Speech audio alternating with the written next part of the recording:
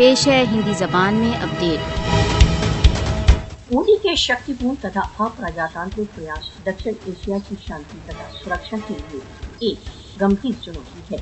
सन 1947 से ही भारत दक्षिण एशियाई क्षेत्र में शांति को यथार्थ में भंग करने वाला कारक रहा है। भारत की राज्य विस्तार की योजनाएं क्षेत्रीय शांति तथा स्थायित्व के लिए यथार्थ चुनौती हैं। भारत मोदी के सत्तारूढ़ होने के पश्चात से क्षेत्रीय शांति के लिए चुनौतियों में कई गुना वृद्धि हो गई है। भारतीय जनता पार्टी नेताओं के पाकिस्तान के विरुद्ध आरोप इस बात की ओर एक और संकेत है मोदी क्षेत्रीय शांति तथा सुरक्षा के लिए चुनौती है।